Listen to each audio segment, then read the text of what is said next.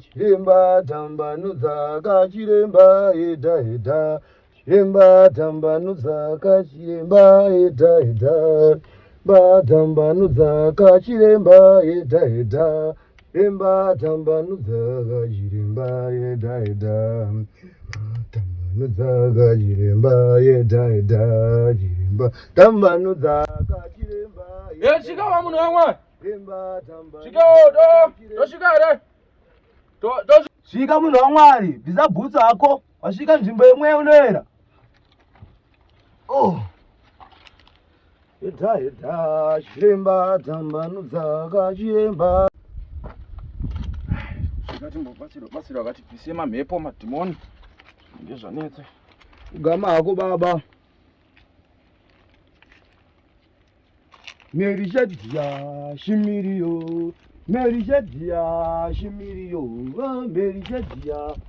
Zita rako baba neremwanakomana neremweya mutsvene. Eda, the boni saita mainda. Eda. Nhau yako baba. Ndikuona zita remunhu anonzi Peter. Peter anouya ari kukuronda tsoka. Zvino mhepa ndiri kutsanangurira mazuva akawanda kana takaenda. Ndiri kuda kuti undiinzire matombo 3 ndigona kukuvakira mutauro ndikakuudza hana yako itete. Unogona kunorwisana nevanhu. Tsvaga matombo 3 baba. Uye pano ndikuitire munamato. sho munhu waMwari. Merishadya shimiriyo, merishadya shimiriyo, merishadya shimiriyo, merishadya shimiriyo.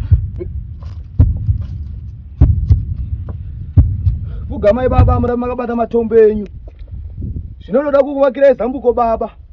Matombo aya zita renyu baba neremwanakomana nemweya mutsvene. Zita renyu baba neremwanakomana nemweya mutsvene. Baba matombo enyu munoda rimwe chete. Muriise muchigaba chemafuta enyu amunozora.